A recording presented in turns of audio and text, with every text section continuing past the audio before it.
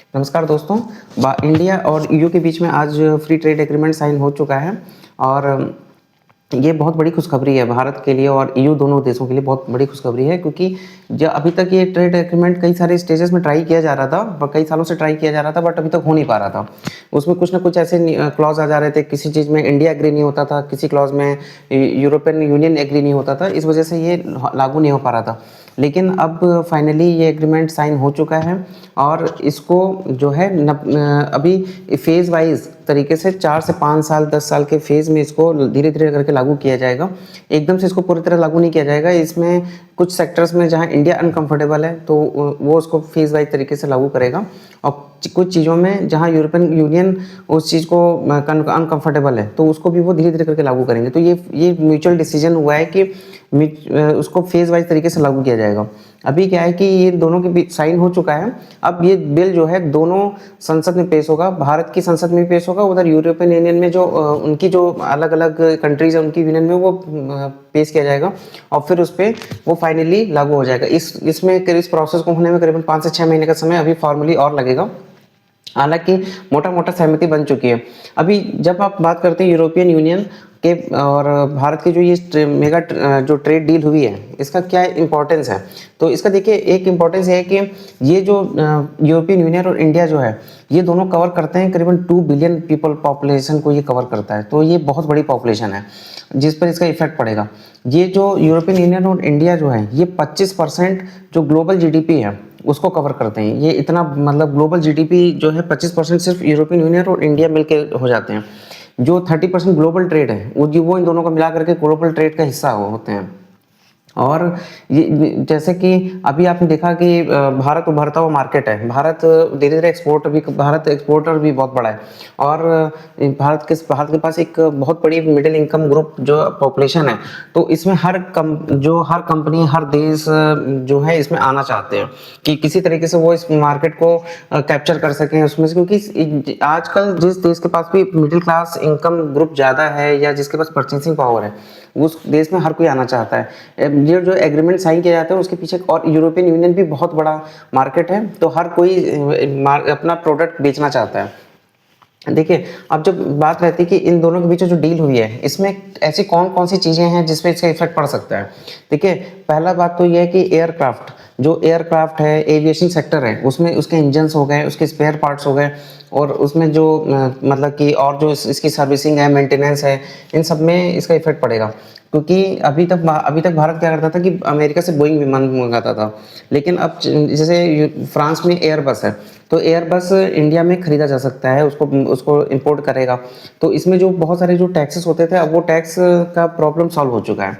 तो इसके अलावा जैसे कि वहाँ की जो महंगी महंगी अल्कोहल होती हैं, जो शराब होती हैं, वो इंडिया में एक उनका कोटा डिसाइड किया गया है, उतना वो वहाँ से इंपोर्ट होगा और वो यहाँ पे फ्री मार्केट में बिक सकता है। अभी उस पर कोई टैक्स ज़्यादा नहीं लिया जाएगा। और जैसे अभी तक क्या होता था कि इन सब चीज़ों में बहुत ज़्यादा टैक्स होते थे। इसके अलावा जैसे फूड एंड केमिकल्स हो गए, इसके ऑटोमोबाइल हो गए, ऑटोमोबाइल पे अभी तक बहुत हैवी टैक्स होता था, करीबन 110% टैक्स लगता था। कि सोचिए अगर कोई 30 लाख की गाड़ी है वो टैक्स लग करके वो सीधा 60-65 लाख की हो जाती थी। तो अभी इसको धीरे धीरे करके वो 10% कर दिया जाएगा। हालांकि एक अच्छी चीज़ ये हुई है कि अभी जो भारत ने यूके के साथ जो एग्रीमेंट साइन किया था उसमें उन्होंने 37,000 यूनिट्स का मतलब इंपोर्ट करने का किया था कि 37,000 यूनिट तक हम सहूलियत देंगे जो ट्रेड एग्रीमेंट साइन हुआ है। लेकिन जब यूरोपियन यूनियन के साथ जब साइन किया है तो उसमें उन्होंने इसका 6 गुना लगभग इसका वो कोटा डिसाइड किया है जितनी यूनिट्स वो आ सकती हैं। अब देखिए इसका इफेक्ट भारत में भी देखिए ऑटोमोबाइल सेक्टर जो है, ऑटोमोबाइल सेक्टर में क्या है कि ऑलरेडी हमारी टाटा महिंद्रा और भी जो कंपनियां हैं जो इस पे काम कर रही हैं, लेकिन जब वो ऑलरेडी एक तरीके से मैच्योर मार्केट है, हमारी कंपनियां भी अब मजबूत हैं, तो एक तरीके से भारत ने इस मार्केट को खोला है कि अब वहाँ की जो कंपनियां आएंगी तो वो भी अपनी यूनिट्स यहाँ बेच सकती हैं, कारें बेच सकती हैं, ऑटोमोबाइल। तो एक तरीके से यहाँ पे कंपटीशन बढ़ेगा। लेकिन हम अब इससे क्या होगा कि जो हमारी जो कंपनियां हैं टाटा महिंद्रा वो ऑलरेडी इसको और तेज़ी से मतलब ग्लोबल स्टैंडर्ड्स को फॉलो करेंगी, जो कंपटीशन बढ़ेगा मार्केट में तो कस्टमर को और अच्छी सुविधा मिलेगी। इसके अलावा जब कंपटीशन होता है तो हमारा मार्केट जो है वो और इवॉल्व करेगा। तो इससे क्या है कि हम अदर कंट्रीज जो इनके अलावा और कंट्रीज है वहाँ पर भी हम अपनी गाड़ी बेच सकते हैं। तो ये एक बार याद रखिएगा, यूरोपियन कंट्रीज में हमेशा से स्टैंडर्ड्स बहुत हाई होते हैं, और उन्हीं हाई जब जब आप इतने हाई स्टैंडर्ड मार्केट में जब आप अपने को compete करते हैं, तो आपकी खुद की इकोनॉमी के लिए बहुत अच्छा होता है, क्योंकि जब उसमें इतने मार्केट में आप जाते हैं तो आप अपने प्रोडक्ट और इनोवेशन करते हैं और अच्छी उसको रिफाइन करते हैं, उसकी फिनिशिंग और अच्छी होती है, क्वालिटी स्टैंडर्ड्स आप लागू करते हैं, तो ये हमेशा बहुत अच्छा होता है। अब देखिए, इससे इंडिया को जब ये सब चीज़ें तो भारत मतलब यूरोपियन यूनियन से इंडिया में आ जाएंगी, लेकिन अब इंडिया से ऐसी कौन सी चीज़ें हैं जहां इंडिया कंट्रीब्यूट कर सकता है? तो देखिए, एक तो जेनरिक ड्रग्स है, क्योंकि आपको पता है कि जो यूरोपियन कंट्रीज हैं वहाँ पे जो ड्रग्स है मेडिकल वहाँ का बहुत महंगा है। इंडिया में बहुत बड़ा एक अच्छा सा एडवांटेज है कि जेनरिक ड्रग्स हम लोग प्रोड्यूस करते हैं। हमारे यहाँ ड्रग्स के मामले में हम लोग दवाएं सब बहुत से देशों को हम लोग सप्लाई करते हैं, तो ये जेनरिक ड्रग्स में बहुत बड़ा हो सकता है। इसके अलावा टेक्सटाइल गारमेंट्स हो गया, लेदर इंडस्ट्री हो गई, आपके फुटवेयर इंडस्ट्री हो गई, एमएसएमई हो गई, इससे बहुत बहुत से जो ये जब इसमें भारत एक्सपोर्ट करेगा तो भारत को बहुत बड़ा एडवांटेज है कि ये सब लेबर इंटेंसिव है, और भारत की पॉपुलेशन ऑलरेडी बहुत ज़्यादा है। तो जब ये वहाँ पे अपना सामान भेजेंगे, जब ये सब चीज़ों का मार्केट बढ़ेगा, वहाँ पे यूरोपियन यूनियन का मार्केट खुलेगा हमारे लिए, तो जो इससे हमारे यहाँ बहुत सारे रोजगार पैदा होंगे। तो एक ये एम्प्लॉयमेंट बहुत बड़ी जो प्रॉब्लम हमारे यहाँ हमेशा रहती है, तो उसमें बहुत बड़ा एक इसका सोल्यूशन मिल सकता है। इसके अलावा एक चीज़ उन्होंने हम मेन जो हमारी जो जिसमें हम लोग कंट्रीब्यूट करते हैं वो है सर्विस सेक्टर। सर्विस सेक्टर में हमारे जैसे आईटी सर्विसेज हम लोग उनको सप्लाई कर सकते हैं, आईटी सर्विसेज हम लोग उनको दे सकते हैं। अभी तक अमेरिका में हम लोग करते थे, अमेरिका में बहुत ज़्यादा हम लोग का सप्लाई जाता था, लेकिन अभी क्या हो रहा है कि जिस तरह से कंडीशन बन रही है, अमेरिका ने जिस तरह से टैरिफ लगा रखे हैं, जिस तरह से वो मतलब हतोत्साहित कर रहे हैं, वो बिल्कुल भी मतलब वो फर्दर वहाँ से जो हमारा मार्केट कम हुआ है, अब हमें भी अल्टरनेटिव मार्केट ढूंढने पड़ रहे हैं। तो यूरोपियन यूनियन के साथ जब ये हम एग्रीमेंट साइन हुआ है, तो हम अपनी आईटी सर्विसेज उनको दे सकते हैं सस्ते रेट पे। दूसरा है कि हम लोग इंजीनियरिंग में मशीनरी हो गई, कंसल्टेंसी हो गई, हम लोग ये चीज़ उनको दे सकते हैं। इसके अलावा हमारे जो हमारे स्किल्ड वर्कफोर्स है, इसको उन्होंने एग्रीमेंट किया है कि वो हमारे जो यूरोपियन यूनियन में उनको अनकैप्ड मोबिलिटी प्रोवाइड कर रहे हैं। मीन्स हम लोग जितने भी वहाँ भेजना चाहें हम लोग भेज सकते हैं, उन्होंने कोई कैप नहीं लगाया हुआ है।